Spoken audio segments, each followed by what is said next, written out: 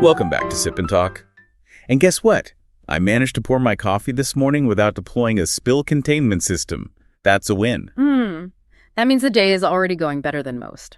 Good morning, good afternoon, good evening, wherever you are in the world. Welcome back to Sip and Talk. Welcome, Sip and Talkers. We're diving into a really fascinating but intensely complex topic today.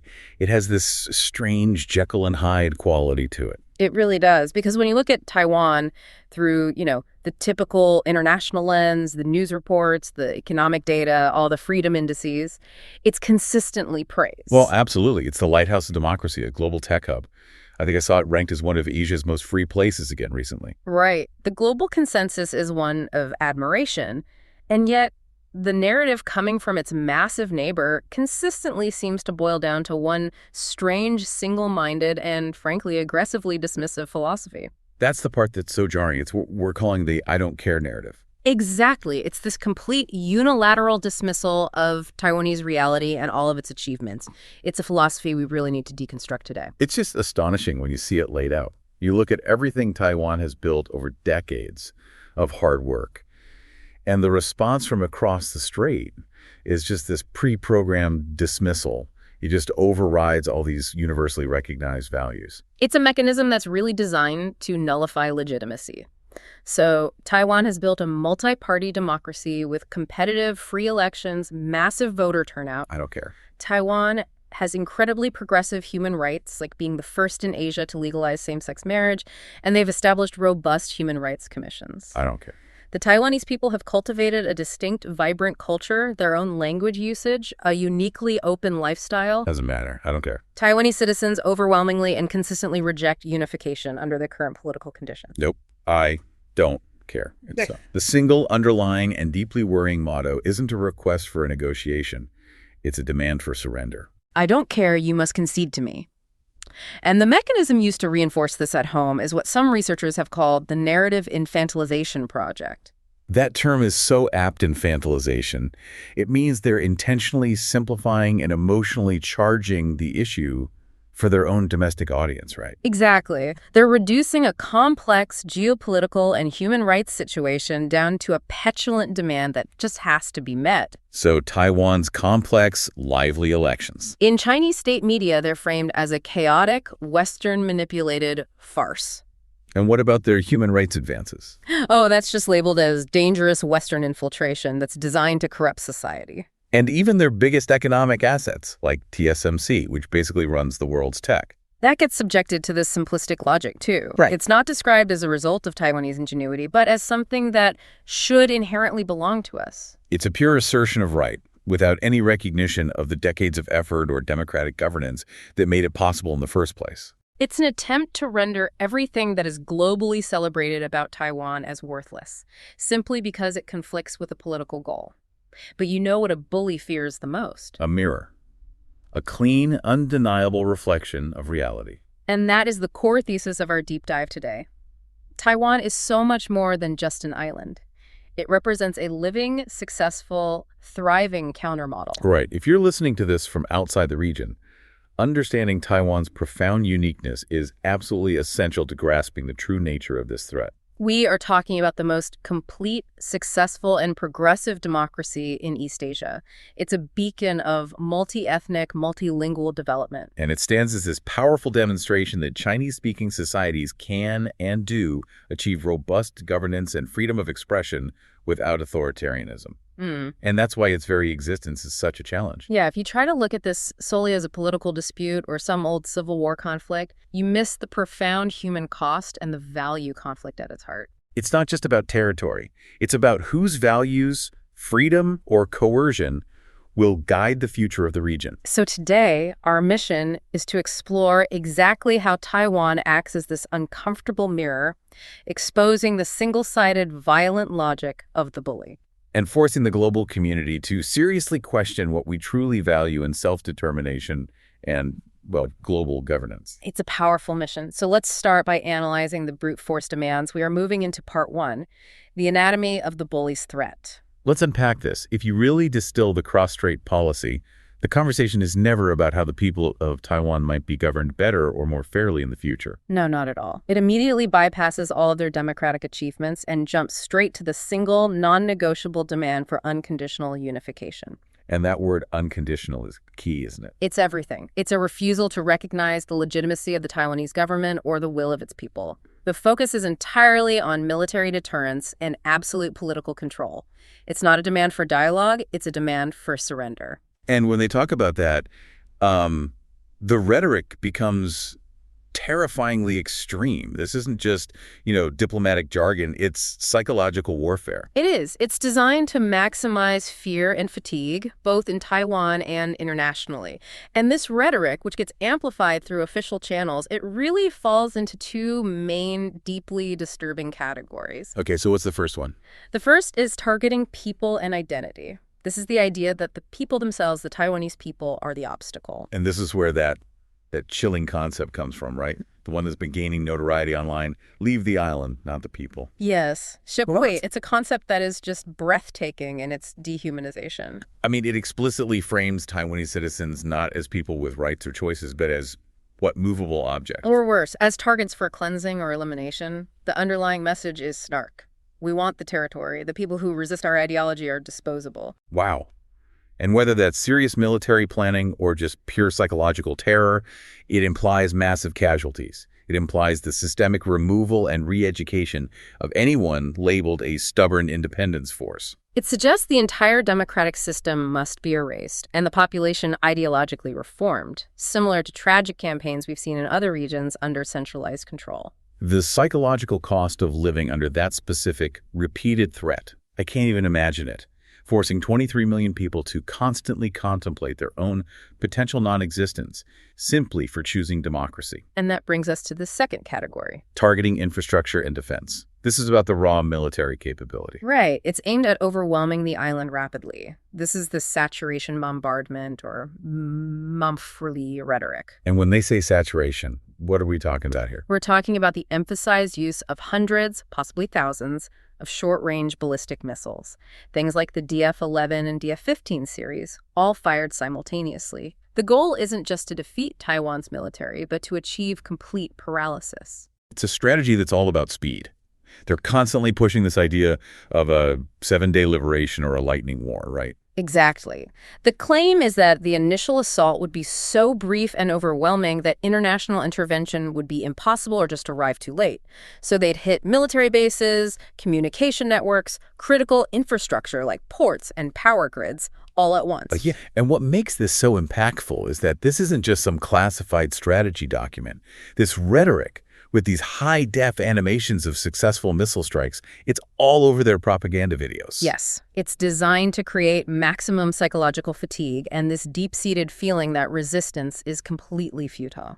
But practically speaking, how does this translate to day-to-day life? This is where the gray zone harassment comes in. That's the perfect transition. Because beyond the extreme language, the I don't care attitude is executed daily through this continuous gray zone activity. And what is that exactly? It's continuous low-level aggression that falls just short of the definition of open warfare. It's specifically designed to exhaust and demoralize. Death by 1,000 cuts, financially and psychologically. Precisely. Let's look at the data from the recent period, 2024 to 2025.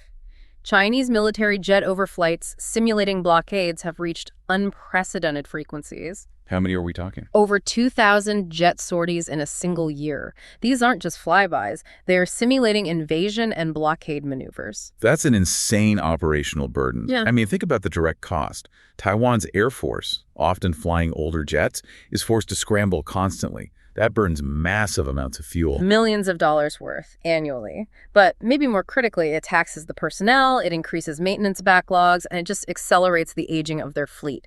It's bullying with an inexhaustible military budget designed to bleed the victim dry. And this military pressure is happening alongside intense diplomatic isolation. Beijing pressures Taiwan's remaining allies to switch recognition and actively blocks its participation in almost all international bodies.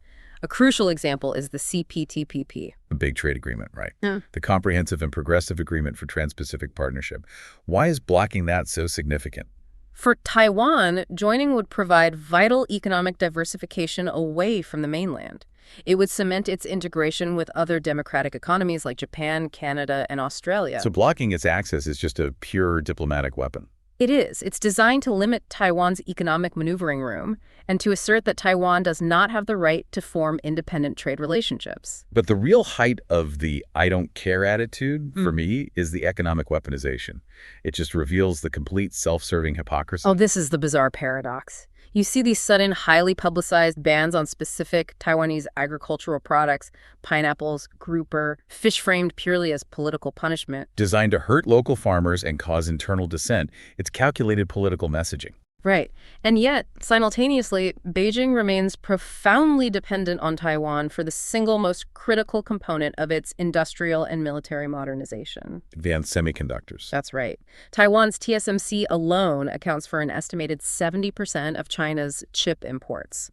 These chips are essential for everything from their smartphones to their advanced missile guidance systems. So they're punishing Taiwanese pineapple farmers for political points, while relying on Taiwanese engineers for their entire national future. That is the definition of self-serving bullying. So the tangible consequence for Taiwan is just this heavy, perpetual cost to maintain its freedom.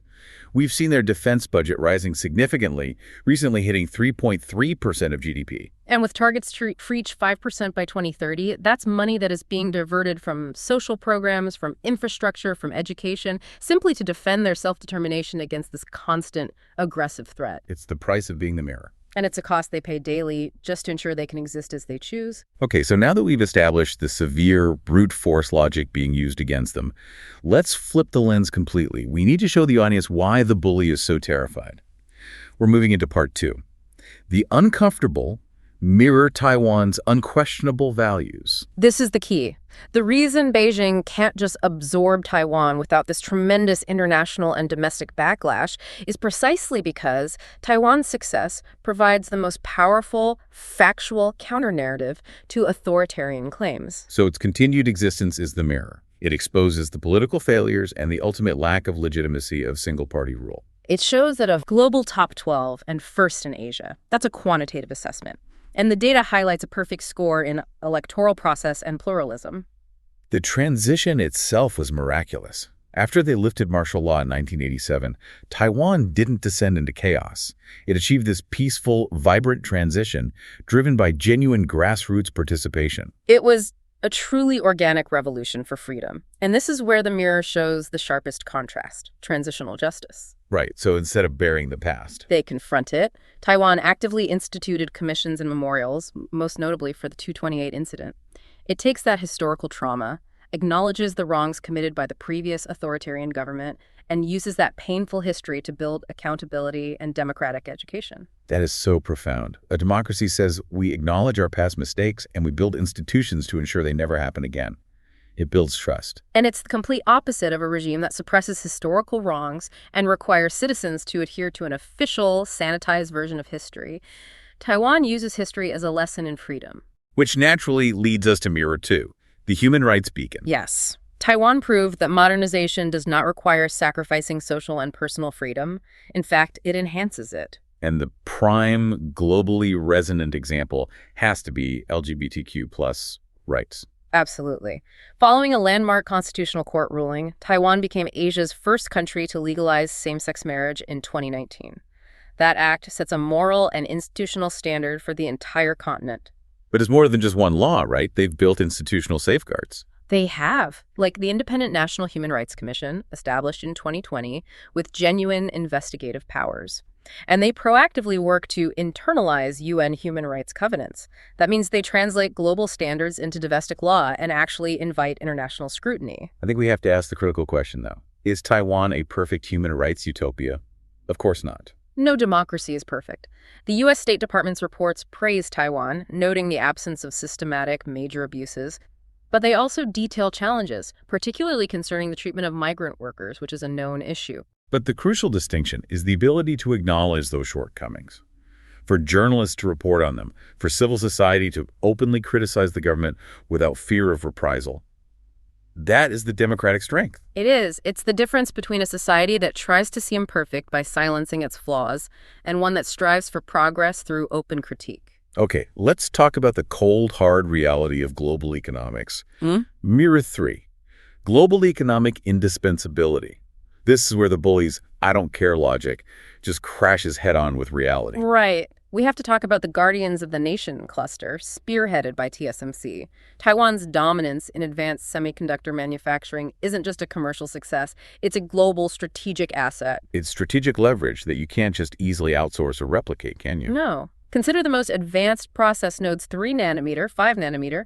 By 2025, TSMC is projected to control roughly 60% of the entire advanced AI chip market. And these chips are not just for our iPhones. They're essential for military guidance systems, high-performance computing, the very foundation of artificial intelligence. So if Taiwan were destabilized or captured, the global economy would face an immediate catastrophic shock. Far worse than any previous supply chain disruption. We're talking about the effective collapse of the AI pipeline, critical military hardware delays, trillions in economic loss. The consequence is simple. Taiwan's stability is the prerequisite for global economic security. So a threat to Taiwan is instantly elevated from a regional dispute to a global existential risk. It makes the "I don't care" approach look completely delusional on a global scale. Completely. Finally, let's look at Mirror 4, culture and lifestyle. This is the most fundamental human part of what the Taiwanese people would lose if their society were erased. It's the essence of daily life, something most of us in free countries take for granted. Taiwan retains the use of traditional Chinese characters, connecting them to thousands of years of heritage. But they also fiercely protect linguistic diversity, Hokkien, Hakka, indigenous languages. And I love that concept, the siaske sing, the small but certain happiness. Yes. It embodies a distinctive social contract, a certain pace of life, the amazing night market culture, a community-focused society built on high trust and low surveillance. You see it in the 24-hour convenience stores that are like community hubs, and the sheer number of book cafes. It's a culture defined by openness and self-critique. Which is fundamentally incompatible with a centralized party culture built on mandated ideology and collective dogma. It's the difference between a vibrant society where politicians are relentlessly mocked with memes and a society where critiquing the leadership can get you thrown in prison. That freedom is the very thing being threatened. That is the value in the mirror. Okay, so we've established that Taiwan's success is the mirror. But when that light is too bright, the bully, rather than, fixing its own behavior, defaults to misdirection and projection. That psychological mechanism is key. The entity that is actively engaged in leave the island, not the people threats now points at others, usually Democratic allies, and loudly accuses them of being the primary threat. Let's look at the Japan militarism revival smear campaign as a perfect recent example of this. This rhetoric really spiked in late 2025 after Japanese leadership started talking about Taiwan's security more directly. It was triggered by clear geopolitical calculation in Tokyo. High-ranking Japanese officials like Sanae Takaichi stated publicly that a conflict in Taiwan could genuinely constitute an existential crisis for Japan. Which isn't belligerence, it's just a geographic and economic fact for them. Of course. But the aggressive counter-narrative from Beijing was immediate. They accused Japan of trying to revive militarism and break its post-war pacifist constitution. And the rhetoric escalated dramatically. It did. State media issued warnings of a crushing blow if Japan dared to intervene, and most alarmingly, they explicitly threatened to manufacture a September 18th Incident 2.0. For our listeners who might not grasp the gravity of that threat, the original September 18th incident in 1931 was the pretext the Imperial Japanese Army used to invade Manchuria. Correct. It was the start of the 8-year war against China. So invoking September 18th 2.0 is not just diplomatic sparring, it's weaponizing the most painful memory in modern Chinese history. Using historical pain to justify their own present-day expansionism. And as a deflection, let's use the mirror here to compare the actions and expose the hypocrisy. Okay. On one side, you have the actions of the accuser. China maintains the global second highest defense budget, is engaging in massive military expansion, and flies over 2,000 jet incursions near Taiwan. And they openly threaten civilian populations with "leave the island, not the people" concepts. They are actively destabilizing the regional status quo. Right. And on the other side, you have Japan's actions. Their posture is fundamentally defensive. They're debating increasing their defense budget from less than 1% of GDP toward 2%. Which is tiny for a major power. And it's purely because of the expansion of their neighbor. They have no conscription, no military training in schools. They're just reacting to an explicit threat. So the CCP, which literally threatens to wipe out the democratic achievements of 23 million people, suddenly claims to fear a regional democratic alliance. The Japan danger narrative is just a classic strategic deflection. And how successful has that been, really? Not very, thankfully, because the power of the mirror is too strong, the irony is unavoidable. The more Beijing accuses others of militarism, the more its own aggressive, expansionist nature is revealed to the world. They're trying to define defense as aggression, while defining their own aggression as a historical right. It's a narrative that just can't hold up under scrutiny. Exactly. And that brings us back to the listener. We've broken down the bully's logic, we've established Taiwan's undeniable value, and we've seen the deflection. Now we return to the most important element, you. We started this whole discussion by noting that this isn't just a political issue. It's a universal human issue. So we're asking you, the listener, to engage in a call to empathy. What if this single-sided, I don't care, you must concede to me, logic were applied to your country? It sounds absurd, but this is the daily lived reality for 23 million people. Let's run the scenario. Imagine you live in a nation that successfully transitioned to a mature, stable democracy. You're a global leader in tech and human rights, but a powerful neighbor decides that none of that matters. Imagine that powerful neighbor making the following explicit demands of your sovereign democratic nation. I don't care about your democracy. Your government is fake and illegitimate. I don't care about your vibrant culture, your languages, or your free lifestyle. It must conform to my national ideology. I don't care if your citizens object. I have unilaterally decided you belong to me as a matter of historical right, and your opinions are completely irrelevant. And just stop for a moment on the most chilling point. If you don't accept this surrender, I have the right to use overwhelming force and implement a leave the island, not the people strategy. Think about that carefully. How would you feel if every single day the military of that neighbor sent jets screaming toward your airspace, forcing daily alerts that disrupt school and work? How would you react if your national identity, which is built on decades of achievement, is constantly called fake news or a Western conspiracy by your neighbor's state-controlled media? And how would you feel if your country's most remarkable achievements, like leading the world in tech innovation, are dismissed as irrelevant by the very entity that relies on them? The feelings elicited aren't just fear, it's outrage. It's the sheer sickening absurdity of the threat. Would you see this constant military-backed nullification as a balanced dispute requiring compromise? Or would you recognize it immediately, and rightly so, as an unprovoked existential threat, as a clear act of invasion? This is the moment where the geopolitical facade just crumbles. This is not just a cross-strait issue to file away under history. It is a direct challenge to fundamental human rights, to the principle of self-determination, and to the very foundation of the post-war order that allows most of us to live in peace. And Taiwan's ongoing resilience.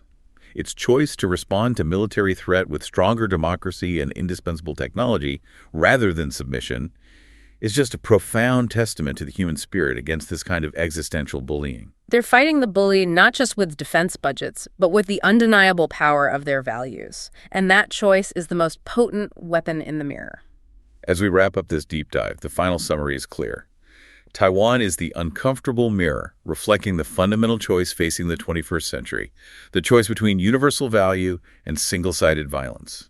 Taiwan isn't demanding an unfair advantage or any special privilege. It's asking for the basic, non-negotiable right of any normal nation: safety, self-determination, and the freedom to exist without being constantly threatened. We've seen the sheer absurdity of the "I don't care, you must concede to me" logic. It is a demand that a successful democracy, a leading tech power, and a cultural beacon must unconditionally sacrifice its entire way of life. And that's the conclusion that has to resonate globally. The true radical destabilizing act in the region is the continual, single-minded demand from one regime that 23 million people must unconditionally concede to its will. The international responsibility is clear: to ensure that Taiwan, the successful democratic mirror, keeps shining brightly. Because if that light of freedom and self-determination is extinguished, the world loses a vital model of resilience and humanity. So, Sip and Talkers, here is our final provocative thought for you to chew on. If a powerful entity can unilaterally decide to redefine reality and dismiss your hard-won achievements and freedoms as irrelevant, how much is your own freedom truly worth? We encourage you to subscribe to Sip and Talk for more deep dives into complex global issues. And don't forget to check out our friend Mickey's YouTube channel, Mickytolife, for some fun memes and the latest travel vlogs. He's the best. Before we sign off, a brief but important note. In discussing these geopolitical facts, we are providing objective, documented information for critical thinking and discussion. We are not criticizing or discriminating against any nation, group, or people, but merely aiming to explain the complexities inherent in this situation and promote an informed perspective. Keep those critical gears turning, everyone. We'll see you next time. Goodbye, Sip and Talkers.